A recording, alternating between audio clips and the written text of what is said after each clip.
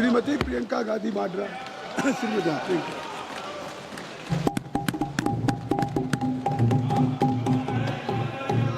धन्यवाद अध्यक्ष महोदय जी, आपने मुझे इस विषय पर बोलने का मौका दिया। कुछ दिनों पहले हम राम मनोहर लोहिया अस्पताल गए थे। पुलिस लाठीचार्ज में घायल दिल्ली की उस छात्र की स्थिति जानने के लिए जो आईसीयू में अपनी जिंदगी की सबसे बड़ी लड़ाई लड़ रही है। हमसे कुछ ही समय पहले आदरणीय स्वास्थ्य मंत्री जी श्री जेपी नड्डा वहां गए थे और उनसे कुछ समय पहले अन्य नेता भी गए। जब तक हम वहां पहुंचे, उस लड़की की मां नेताओं के आने जाने से गुस्से में थी। सुन लीजिए, सुनिए, किसी की पीड़ा का मजाक नहीं उड़ाते। किसी कोई भी हो, किसी की पीड़ा का मजाक नहीं उड़ाते। आप संसद में बैठे हैं, निशिकांत जी आप बना रहे हो। जब तक हम वहां पहुंचे, उस लड़की की मां नेताओं के आने जाने से गुस्से में थी। किस लिए आए हो? उसने आईसीयू के दरवाजे के बाहर खड़े होकर हमें पूछा। हमारे सामने कांपते हुए हाथ जोड़े कहने लगी कि धन्यवाद आप आए हैं, ठीक है, मगर मुझे किसी से नहीं मिलना, मुझे किसी से बात नहीं करनी। महोदय, उस मां की पीड़ा से उसका पूरा शरीर कांप रहा था, लेकिन उसने दृढ़ आवाज में कहा, सुबह से बड़े बड़े लोग यहां आ रहे हैं, एक के बाद एक वीडियो बना रहे हैं। वह भी आए जिन्होंने मेरी बेटी का ये हाल किया है। किस लिए? उसने हमसे पूछा। किस लिए? मेरी बेटी की बलि तो चढ़ गई है, लेकिन उसे कुछ भी हो जाए तो मैं उसके लिए अपने आप लड़ूंगी। मुझे किसी की मदद नहीं चाहिए, मैं अकेले लड़ लूंगी। महोदय, शायद मुझे यहाँ खड़े होकर सबके सामने ये बात नहीं कहनी चाहिए, मगर उस माँ की गुहार ने मुझे शर्मिंदा किया। उसके दिल के टूटने की वो आवाज जो अस्पताल की दीवारों से में गूंज रही थी, मेरे मन में अभी भी गूंज रही है। इसलिए उस माँ की इजाजत लिए बिना मैं आपके द्वारा आदरणीय प्रधानमंत्री महोदय जी और आदरणीय गृह मंत्री महोदय जी से पूछना चाहती हूँ कि क्या जरूरत थी एक मासूम बच्ची पर इस तरह दमन करने की? क्या जरूरत थी उन छात्रों पर आंसू गैस चलवाने की, उन पर लाठियां बरसाने की, उन पर वाटर कैनन्स चलवाने की? क्या जरूरत थी उन नौजवान लड़कियों को जलील करते हुए उनके कपड़े फाड़ने की, उनको बेरहमी से गंदी तरह पिटवाने की? देश के युवाओं पर पैलेट गन्स और AK-47 चलवाने की क्या आवश्यकता थी? क्या वे आतंकवादी थे? क्या आतंकवादी हैं? टेररिस्ट हैं? हाँ, कांग्रेस बोल रही है। हाँ, कांग्रेस बोल रही है। जवाब दीजिए, जवाब दीजिए। कांग्रेस बोल रही है, जवाब मांग रही है, जवाब दीजिए।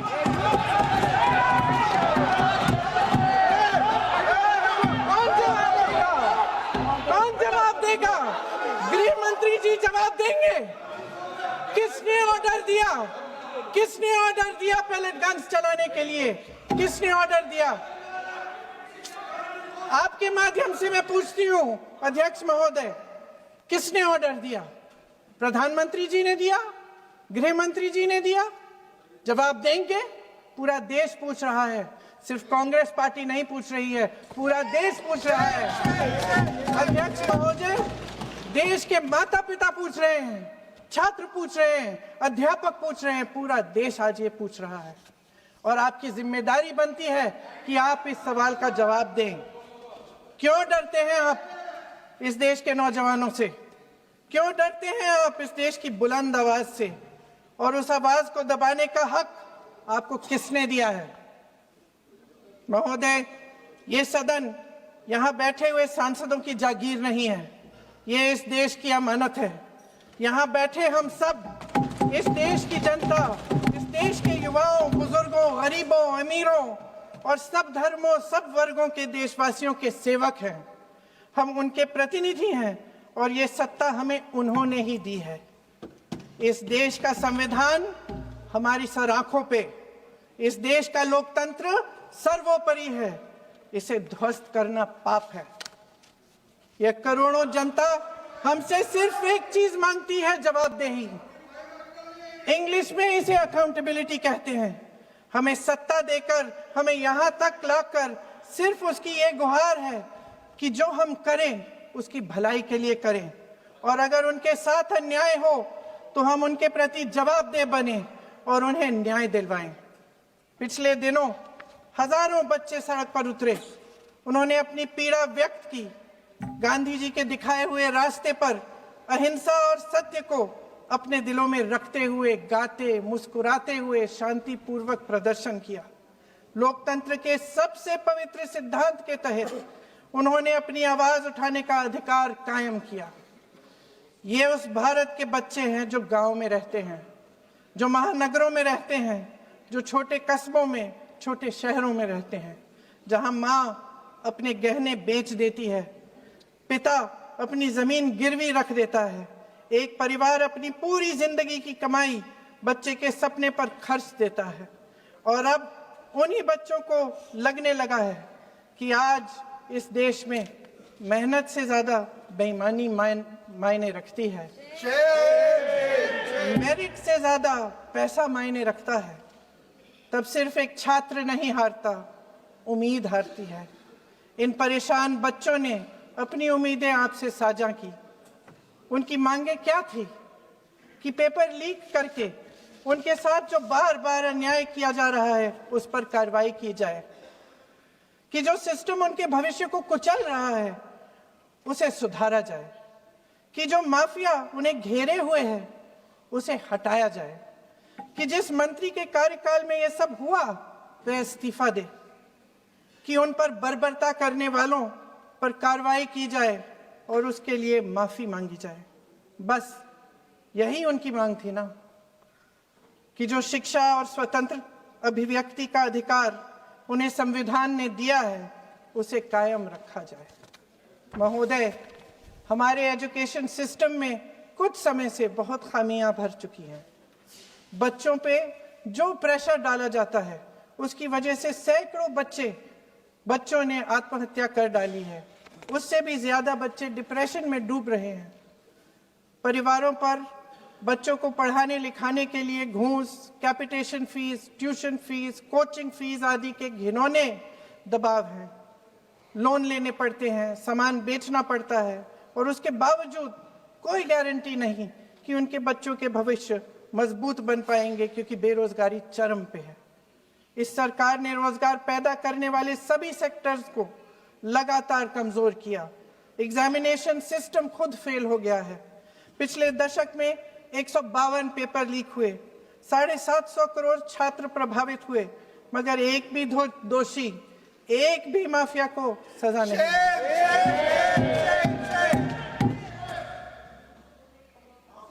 हमारे एजुकेशन में आरएसएस के प्रचारकों को भर भर कर उसे खोखला बना दिया है। जबरदस्ती एनटीए बनवाकर सिस्टम का केंद्रीकरण करके उसे और भी उलझा दिया। देश के कुल बजट में, हाँ जी जबरदस्ती, आपने अभी अभी सुना तमिलनाडु के हमारे साथी क्या कह रहे थे। देश के कुल बजट में एजुकेशन बजट की हिस्सेदारी हर साल बढ़ाने की बजाय घटती जा रही है। 1.4 लाख करोड़ रुपया का पूरा बजट एजुकेशन बजट है और 1.32 लाख करोड़ सिर्फ नीट देने वाले 22 लाख बच्चों के परिवारों से हर साल खींचा जाता है। एक और शर्मनाक आंकड़ा भी है। 1.4 लाख करोड़ रुपया हमारा पूरा एजुकेशन बजट और 16 लाख करोड़ रुपए जो मौजूदा सरकार ने बड़े उद्योगपतियों के लोन माफ किए हैं। सोचिए कि इस सरकार की प्राथमिकताएं क्या है। सच ये है अध्यक्ष महोदय कि जिस तरह अस्पताल में उस छात्रा की मां का विश्वास पूरे सिस्टम से हट गया है, उसी तरह देश के युवाओं का भरोसा इस पूरे सिस्टम से टूट चुका है। और जब इस तरह देश के भविष्य हमारे युवा निराश होकर सरकार और सिस्टम से अपना भरोसा हटा देते हैं, तो उस भरोसे को फिर से बनाने के लिए सिस्टम के अंदर से जवाब नहीं ढूंढा जा सकता, उसके दायरे से बाहर निकलना पड़ता है, नए सिरे से ठोस प्रयास करने पड़ते हैं। अफसोस की बात यह है अध्यक्ष महोदय कि इतना हो जाने के बाद भी आदरणीय प्रधानमंत्री महोदय जी और उनके साथी इस सच्चाई को समझ नहीं पा रहे हैं। वे अभी भी ये सोच रहे हैं कि पीआर, नैरेटिव चेंज और पालतू मीडिया के सहारे एक बार फिर उनकी नैया पार हो जाएगी। परसों शिक्षा मंत्री जी ने शर्मनाक परिस्थितियों में अपना इस्तीफा दिया और कल यहीं मकरद्वार पर मेरे सत्ता पक्ष के सांसदों ने जिंदाबाद के नारे चिल्लाते हुए उनका संसद में ऐसे स्वागत किया जैसे मानो कोई सुपरस्टार पहुंच गए हैं। विडंबना देखिए महोदय, जब भूतपूर्व शिक्षा मंत्री को मुकुट पहनाया जा रहा था, स्वागत हो रहा था उनका, तब महाराष्ट्र में एक परिवार पेपर लीक पीड़ित अपनी बेटी की आत्महत्या का शोक मना रहा था। आपकी सरकार ने देश के करोड़ों छात्रों को क्या संदेश दिया? आपको किस बात का गौरव है, किस बात का अभिमान है? ये कौन सा अहंकार है? जहां आंखों में शर्म होनी चाहिए, वहां बेशर्मी और स्वागत के नगाड़े बजाए रह रहे हैं। एक तरफ मातम है, दुख है, यहां फूल माला डाल रहे हैं। कोई आप पर कैसे यकीन करे? प्रधानमंत्री महोदय जी ने नया शिक्षा मंत्री चुना, एक ऐसे व्यक्ति को इस पद पर आसीन किया जिसने एक गर्भवती महिला के बलात्कारियों की रिहाई पर अपनी सहमति व्यक्त की, खुशी जताई। देश की करोड़ों लड़कियों को प्रधानमंत्री जी ने इससे क्या संदेश दिया? सर, अखबारों में है, अखबार में नहीं। मेरा कुछ भी बोल के चले जाते हैं क्या? अरे ये तो कैसा क्या है इनके पास? ऐसा ही कोई आरोप लगा दीजिएगा। कोई नियम कानून नहीं है।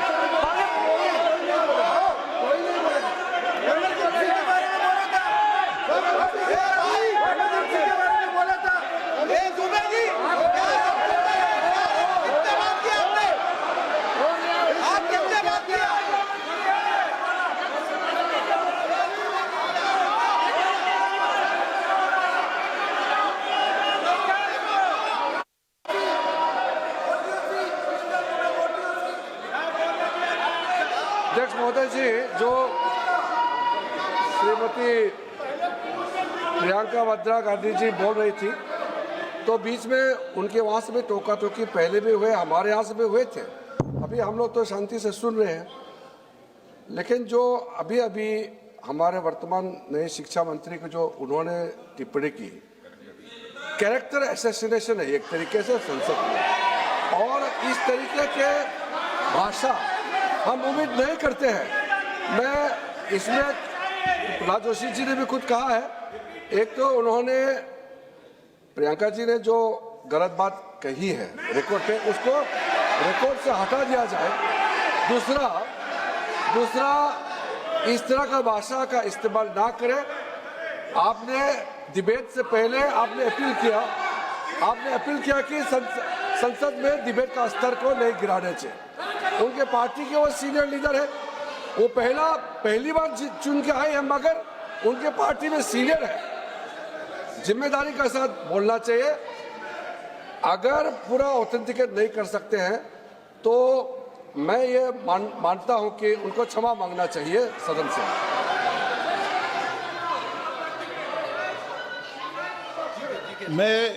मेरा मत ये सदन के अंदर, ये सदन सर्वोच्च लोकतांत्रिक संस्था का सदन है, इसका एक एक शब्द हमेशा रिकॉर्ड में रहता है।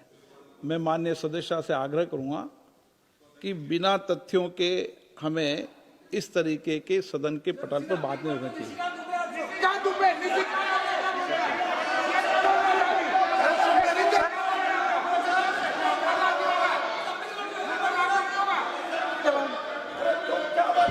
ये तो डिलीट कर दिया, लेकिन आगे भी वो भी डिलीट करा सर। ये तो निशिकांत बोलता वो भी ये सीधे क्या बोल रहा था, क्या कर रहा था सर जो प्रहलाद जोशी जी ने बिल्किस बानो के बलात्कारियों की रिहाई पर जो बयान दिए, उसका प्रमाण मैं आपको दे दूंगी, मैं भेज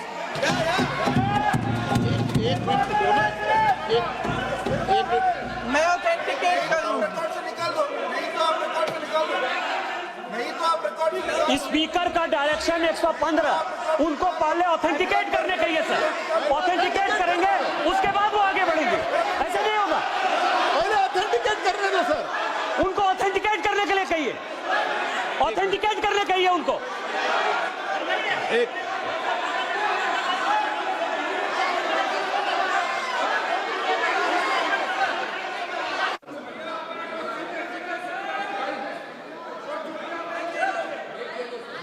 आप उनको बोलने दो, आप मत करो डिस्टर्ब। मैं एक विषय बता दूं, एक मिनट बताऊं।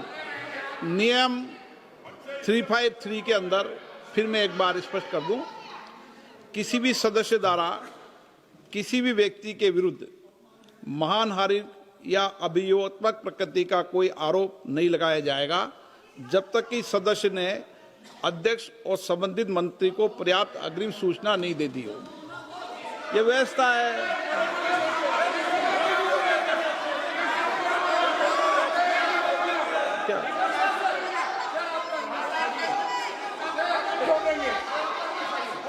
House, ma'am, the same house, Honorable Shrikant Bey told, still that is in the record about Indira Gandhi ji.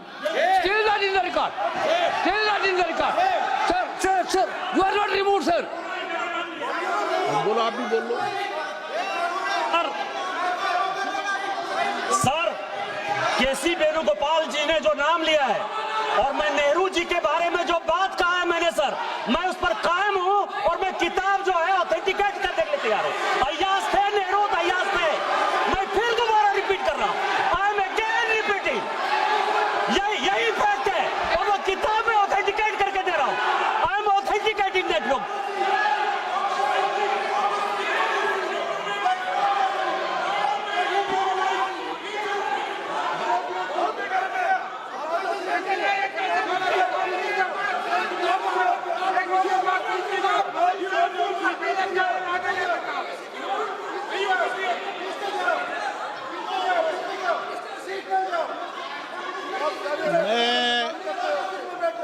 मैं जब आसन पर होता हूं, जो मैं व्यवस्था देता हूं, चाहे सत्ता पक्ष हो या प्रतिपक्ष हो, मैं समान व्यवस्था देता हूं।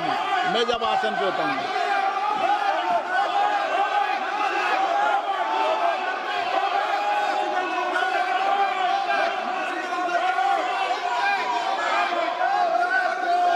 प्लीज बोलने दो, आप उनको बोलने दें, उनको बोलने दें। नो, अरे आप उनको नहीं बोलने देना चाहते? चलिए 114 प्लीज चाहिए। सर प्रियंका जी को ऑथेंटिकेट करना चाहिए और जो मिस इन्फॉर्मेशन कर रहे हैं, नहीं तो मिस इन्फॉर्मेशन के लिए कार्रवाई करना चाहिए सर। ये क्या कुछ भी बोल के चल सकते हैं क्या? और procedure for the minister the correcting the mistake 114 में अगर वो आपने जो रूल का जिक्र किया 353 में, मुझे कोई नोटिस नहीं दिया है, मैं इधर प्रेजेंट हूँ और मैंने ऐसे कैसे बिना ऑथेंटिकेशन बोल सकते, मुझे बिना नोटिस दिए हुए। इसलिए मैं इसको खंडन करता हूँ और उसको एक्सपेल करना चाहिए और उनको माफी मांगना चाहिए।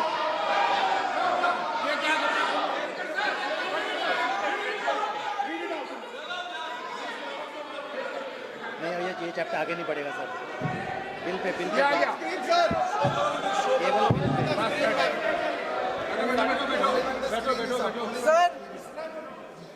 Sir, here is a newspaper माननीय article. सदस्य, Sir,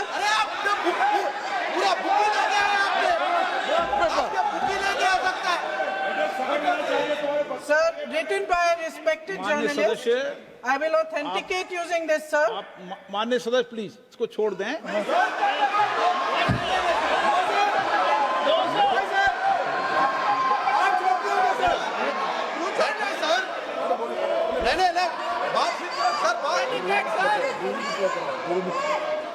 सर, अगर जोशी जी अपने बयान का इस खंडन कर विधेयक रहे पर ही हैं, चर्चा होगी। आप इस बयान का खंडन कर रहे हैं क्या नहीं, जोशी जी माननीय से पूछेगा? सदस्य, मैं आपसे फिर आग्रह कर रहा हूं, इस सदन में इस विधेयक पर ही चर्चा होगी। फिर भी नो, पंडित लालू को क्या ये विधेयक का विषय नहीं है। आप नो, आप बोलो तो विधेयक पे बोलो, ये मेरी अपेक्षा आपसे। प्लीज सर, कभी- छोड़िए, ये रखो। इस विषय को छोड़िए।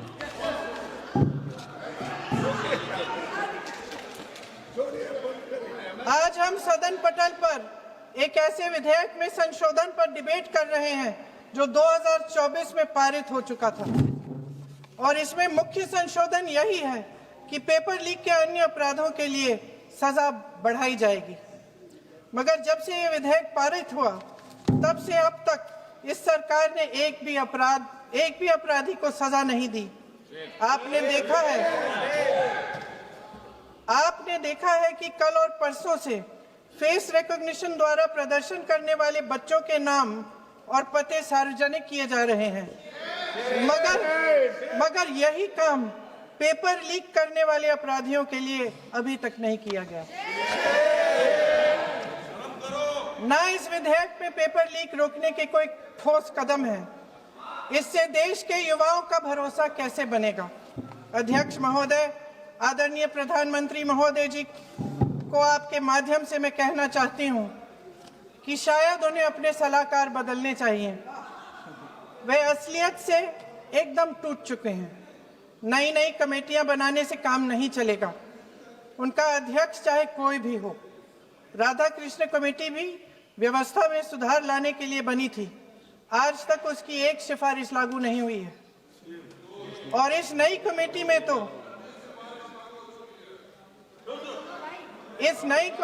तो एक एक्स-आईबी चीफ,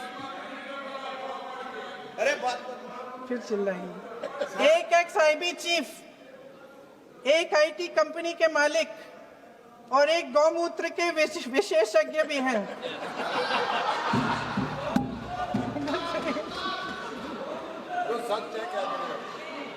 इन्हें शिक्षा के बारे में क्या पता जी? सर, सच है। आप आज मेरे से नाराज हो रहे हैं। मन मुस्कुरा लीजिए। उनको आपने भी चुनाव लड़ा।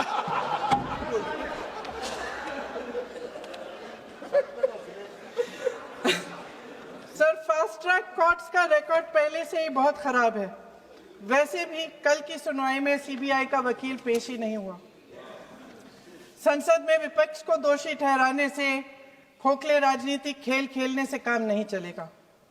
आप जेन जी का भरोसा वापस जीतना चाहते हैं तो नए नए एंगल से अपने फोन से नए नए वीडियो बनाने से नहीं होगा।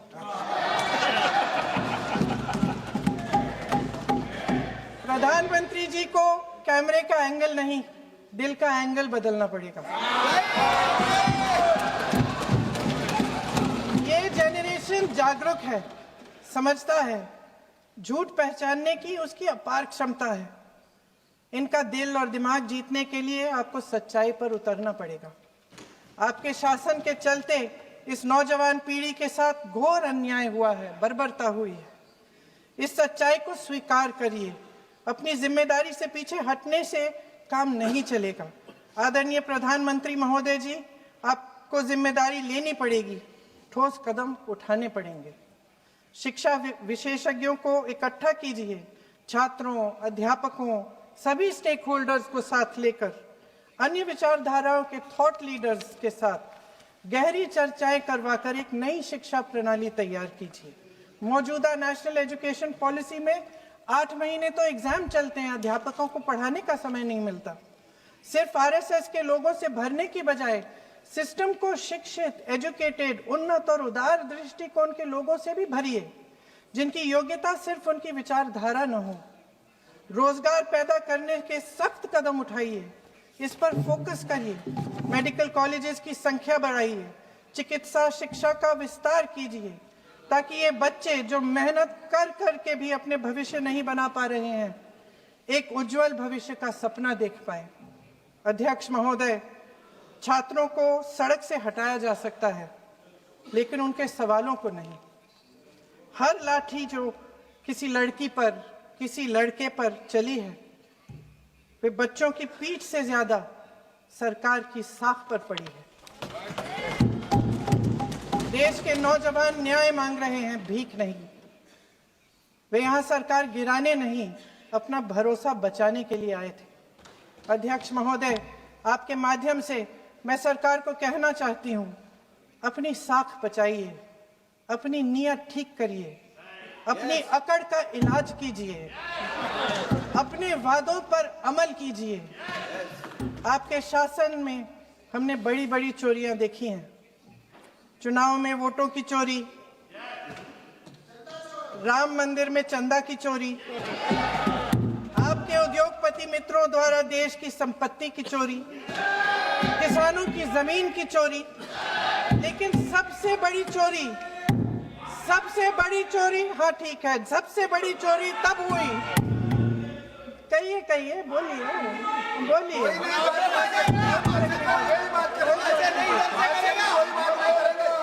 सुन लीजिए, शांति से सुन लीजिए, शांति से सुन लीजिए। आपको मौका मिलेगा, आप जितनी भी चोरियों की बात करना चाहते हैं आप कर लीजिए, अभी मेरा समय है। सबसे बड़ी चोरी तब हुई जब देश के नौजवानों के भविष्य, उनके सपने चुराए गए। भविष्य की चोरी, सपने की चोरी किसी भी चोरी से कहीं बड़ी होती है महोदय। अगर देश का युवा निराश हो जाए, अगर देश का युवा निराश हो गया, उसकी उम्मीद टूट गई, तो सबसे बड़ी हार भारत की हार होगी। और हम कांग्रेस और विपक्ष के लोग जान दे देंगे, मगर भारत की हार नहीं होने देंगे। सर, अब तो मुस्कुरा लीजिए, भाषण खत्म।